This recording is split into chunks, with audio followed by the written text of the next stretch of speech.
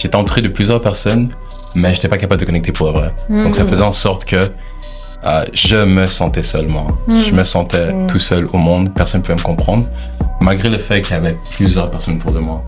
Donc c'est comme si c'était distinct pour moi de vivre une solitude entourée de personnes ou de vivre une solitude intérieure, disons. Ouais.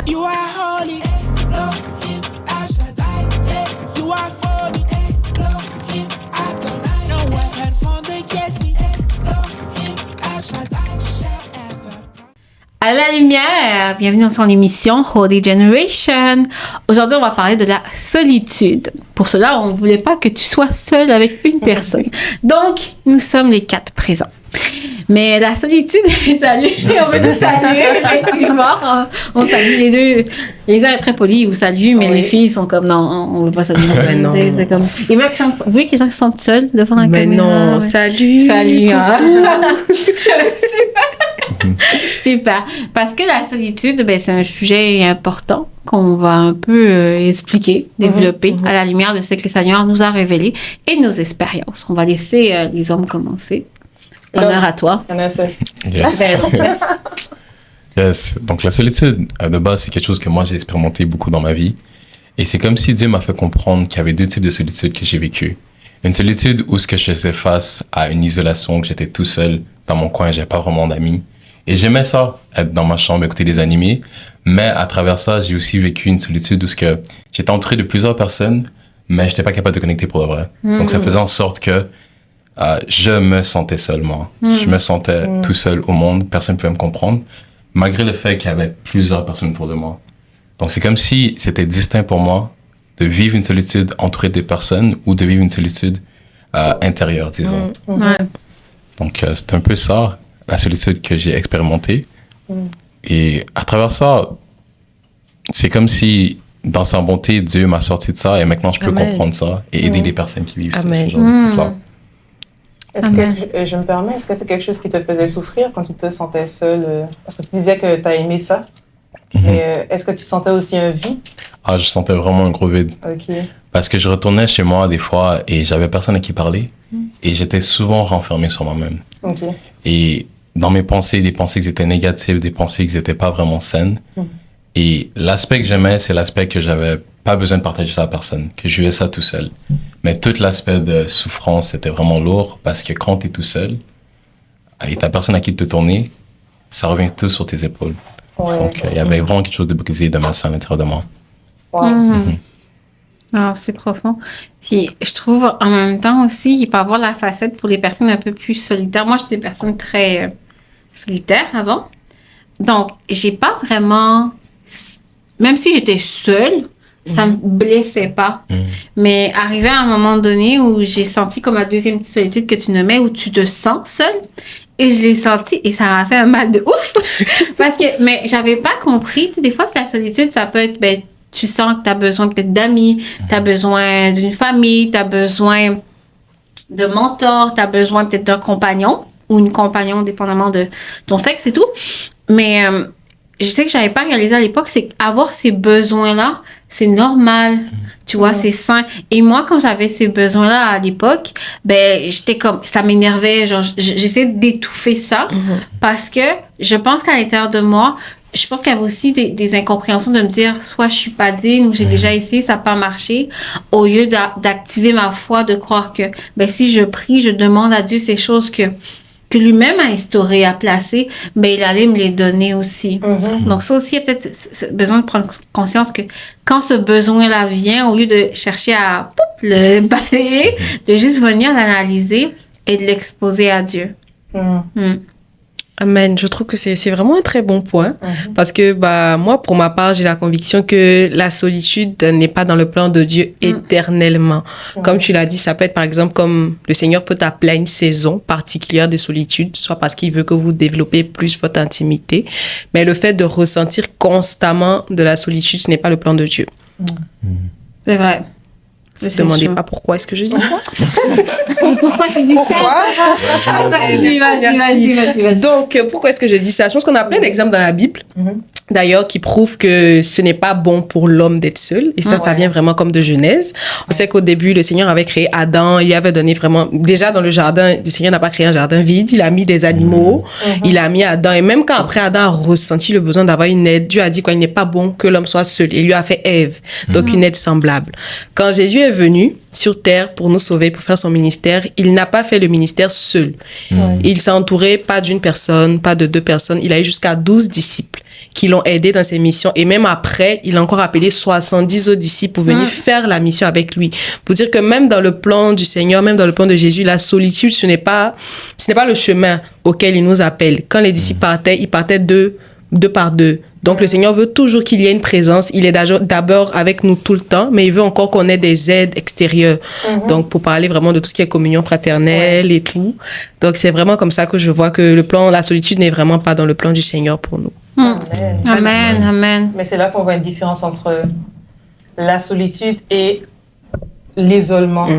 Pourquoi je dis ça? Parce qu'en fait, en quelque part, la solitude, c'est pas le plan de Dieu. Puis c'est sûr parce que, tu sais, comme tu dis, tu as repris des versets où on voit vraiment que Dieu veut qu'on soit en communion. Lui-même, tu sais, il est en relation, le Père, le Fils, le Saint-Esprit. Il nous dit nous-mêmes qu'on est concitoyens, etc. Donc, on voit vraiment qu'il y a un lien, il y a un corps, carrément.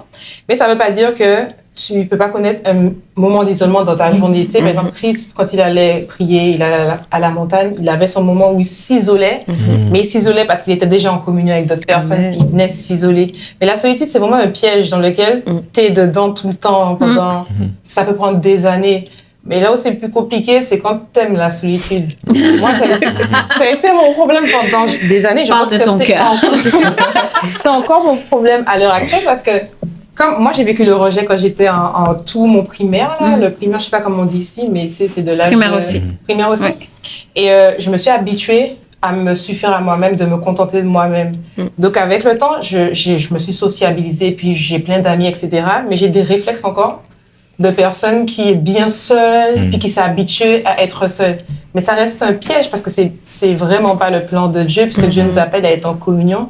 Et quand tu as parlé d'épreuve, je me suis dit, tu as raison, parce que quand tu vis l'épreuve et que tu es seule, c'est toi qui as parlé d'épreuve.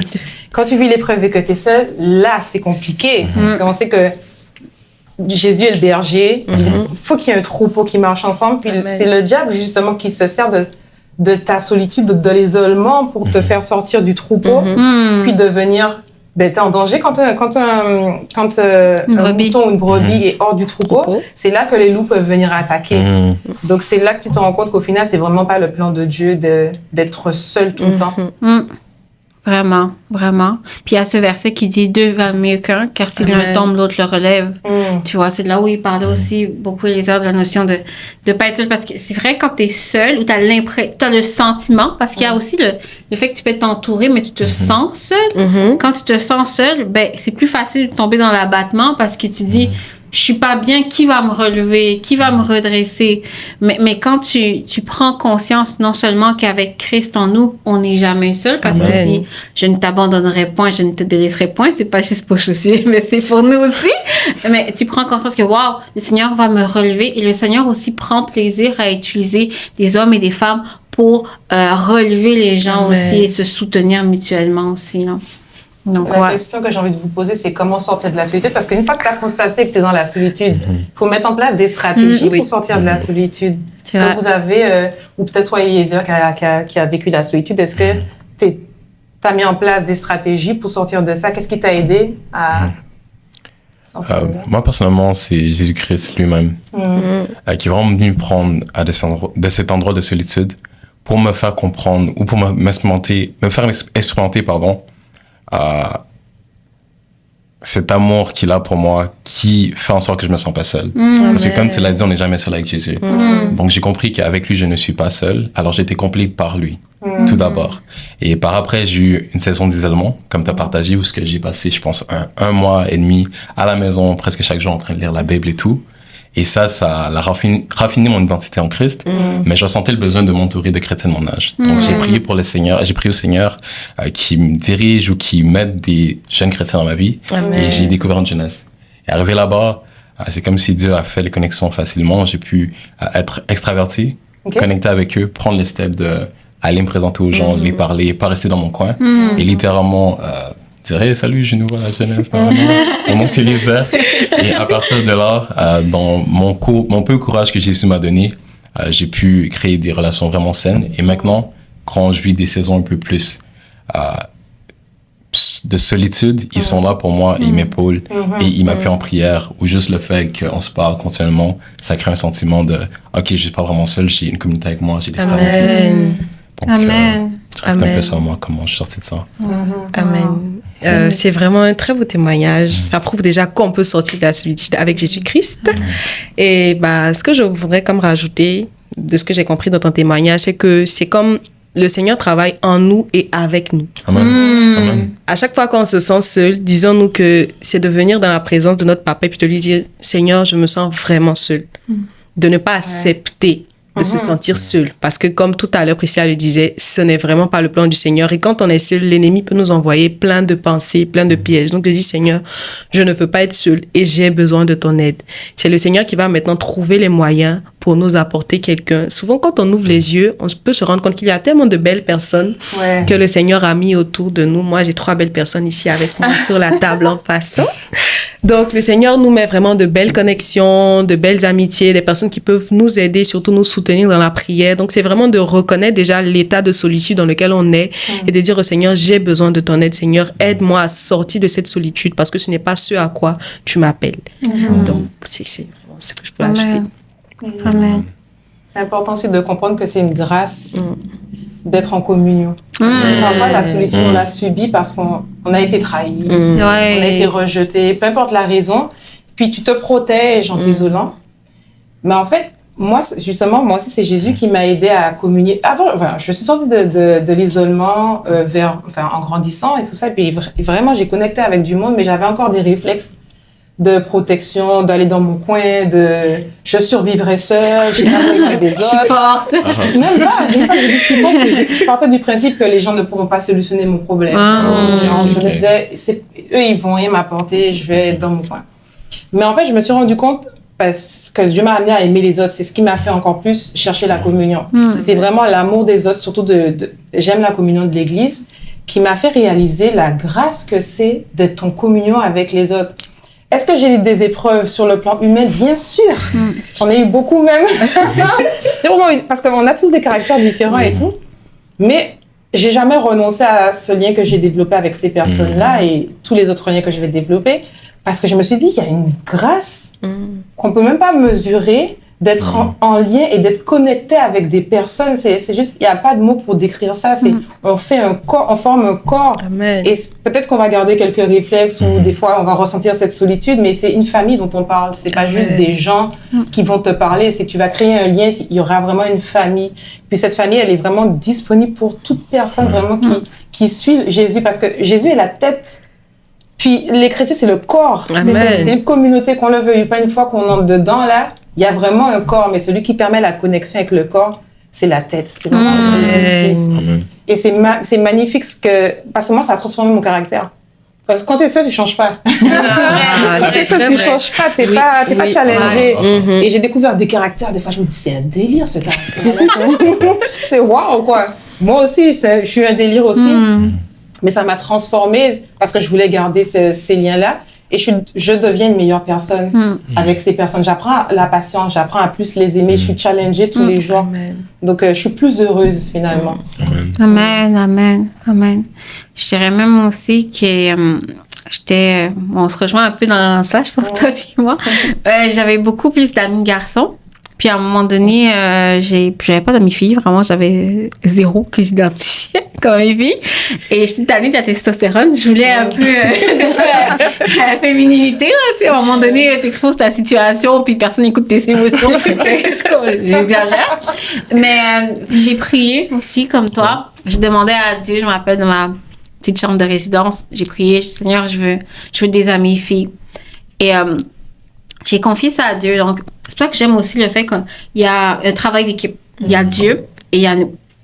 Et j'ai prié. Puis après aussi, en même temps, je pense que le Seigneur aussi m'a aiguisé aussi à moi aussi faire des pas de foi, de sortir de ma zone de confort, de sourire à des filles, de sortir. Moi, je passais toute mes journées dans ma chambre. C'est quoi? Je m'attends à ce que Dieu fasse descendre une fille dans ma chambre. Puis là, let's go. Puis fait, genre, et tout.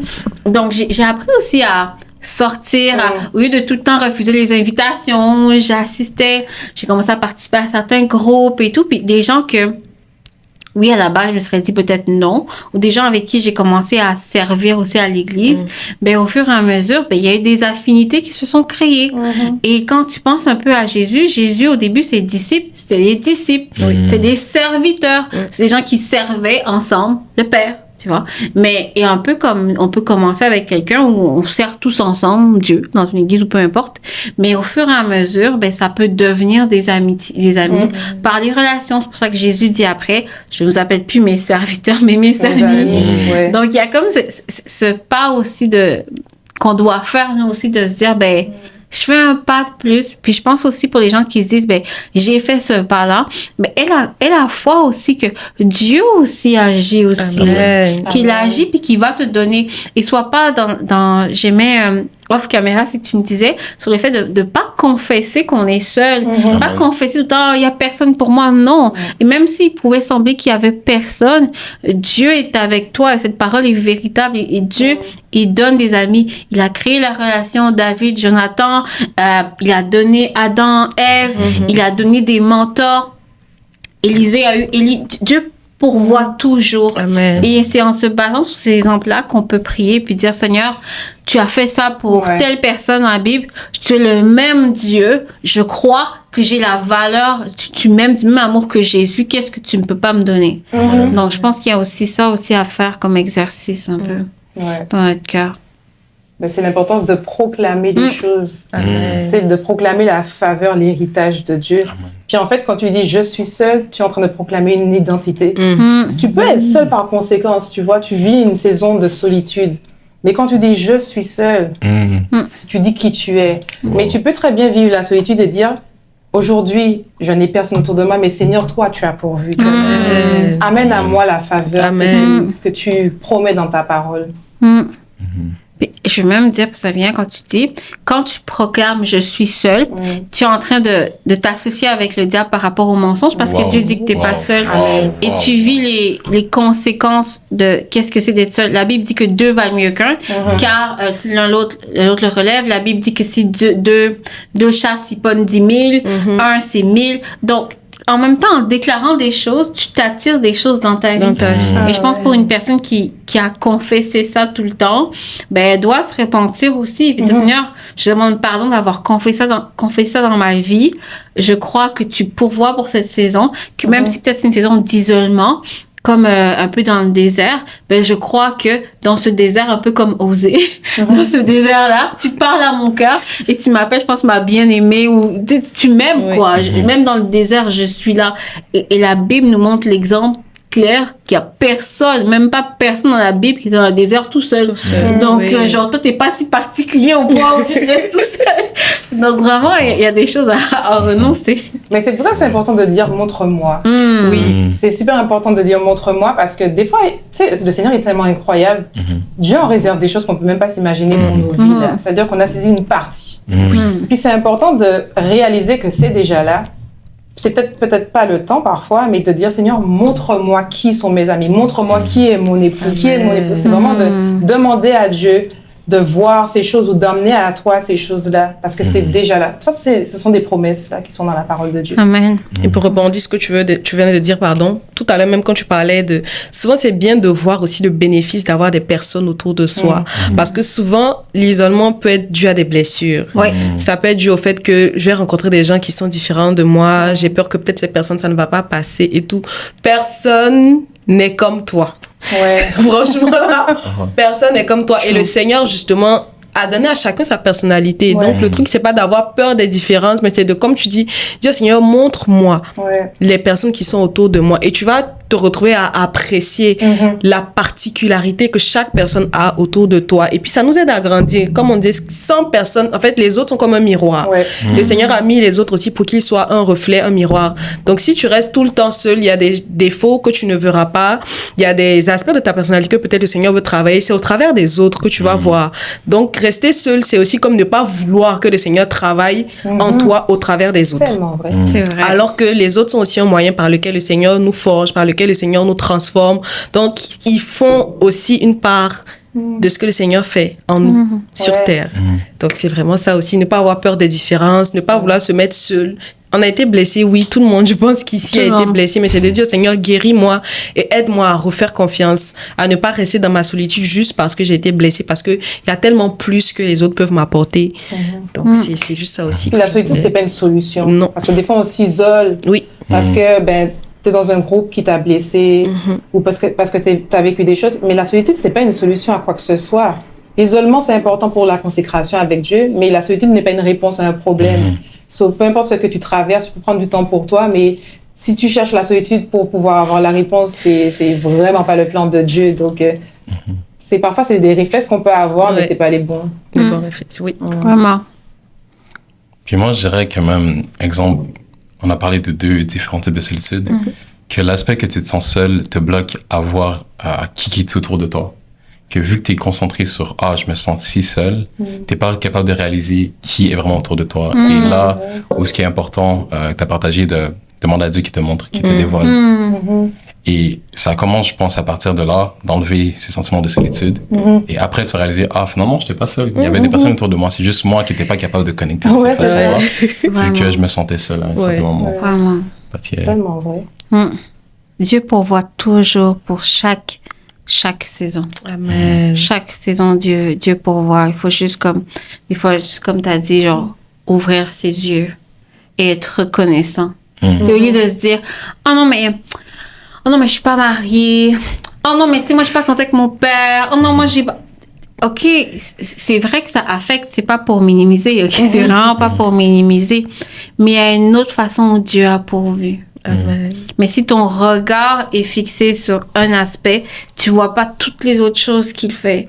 Et la vérité, c'est que il y a tout le monde dans la Bible. Là, je donne l'exemple de la Bible, mais chacun de nous dans nos vies, où on pourrait se dire à un moment donné, on se dit, j'ai pas eu ça, j'ai pas eu telle ou telle chose. Mais ça n'a pas changé que Dieu était là. Amen. Ça n'a pas changé que Dieu était là puis qu'il a fait prospérer et que les choses qu'il a fait sont miraculeuses. Amen. Tu vois, on connaît peut-être pas la fin de notre vie ou tout ce qui va se passer, mais on sait une chose pour sûr, c'est qu'en tant qu'enfant de Dieu, en suivant Dieu, on va de gloire en gloire. Et nous, on peut pas venir décrire qu'est-ce qu'est la gloire. Seul Dieu peut venir décrire ça, donc faut lui faire confiance. Amen. Amen. Ouais, c'est ça. Mais je pense que c'est assez clair que reste plus seul. Reste plus seul. Là, tu quand t'as ça qui est seul, reste plus seul. C'est correct de vivre des moments où Dieu nous prend un moment où on nous isole, comme tu nous mets, où tu as passé ce 1 mois, mais c'était sain et tu étais rempli. Mais passer cette période d'isolement, des fois, Dieu permet l'isolement aussi pour sonder qu'est-ce qu'il y a dans notre cœur. Je sais pas si vous avez déjà vécu ça, cette période-là où vous êtes isolé, mais genre, vous avez toutes les émotions du cœur, vous comprenez rien. De ouf par rapport à ça. Mais ça aussi, c'est Dieu qui travaille aussi. Il faut faire confiance. Je peux me permettre de faire du point avant qu'on achève, parce que je pense que tu touches du doigt quelque chose de très important. Des fois, la solitude, elle est retardée. Elle est retardée parce qu'on n'accepte pas de vivre cette transformation-là. Si tu dois vivre une saison d'isolement parce que Dieu veut faire remonter des choses, puis tu veux fuir en cherchant la communion, le Seigneur va attendre jusqu'à temps que tu restes dans cette saison-là pour venir te transformer avant de te relâcher. Donc, parfois, il faut demander au Seigneur, pourquoi ce temps-là? À quoi il sert ce temps-là que tu me donnes? Qu'est-ce qui doit être transformé? Et des fois, tu es face à toi-même parce que tu as des choses à régler. Vraiment, c'est vrai. Ne fuyons pas la solitude si c'est avec Dieu. C'est bon. Amen. Donc, pour conclure, si jamais tu regardes ça et tu es en train d'expérimenter une sorte de solitude, tu te sens seul, j'aimerais te dire que c'est possible de sortir de la solitude. Et comme on a partagé, c'est pas le plan de Dieu qu'on marche seul. Alors, je t'encourage à prendre des steps, peu importe lesquels, mais que Dieu te donne la force de les faire. Amen. Et j'aimerais finir en priant pour vous, pour nous, et que Dieu nous encourage à marcher dans la communion les uns et les autres. Quoi. Donc, Seigneur, je prie pour que tu puisses nous démontrer ta bonté à travers les gens qui nous entourent. Merci de nous avoir mis autour de nous.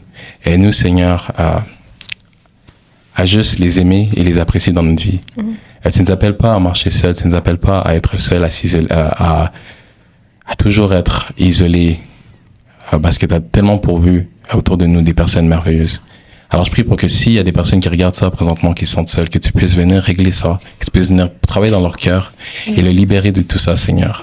Bénis-la avec une communauté, avec des gens qui vont les aider à grandir, à se transformer et qui vont aussi leur démontrer ton corps, Seigneur, ton corps, que des fois, oui, on est imparfait, on a des personnalités différentes, mais on est tellement bons les uns pour les autres. Alors, je prie pour que tu puisses bénir chaque personne qui regarde et bénis-nous aussi. C'est à ton nom, tout-puissant, Seigneur Jésus-Christ, que je prie. Amen. Amen. Et j'aimerais rajouter que si cette vidéo vous a béni, n'hésitez pas à liker, à partager autour de vous et à prier aussi pour nous et à toutes ces personnes que le Seigneur pourrait vous mettre à cœur aussi qui passent peut-être par des moments de solitude. Qui sait, vous serez peut-être la solution à un problème de quelqu'un. Alors, merci beaucoup et puis à la prochaine. À la prochaine. À la prochaine. Bye, la lumière.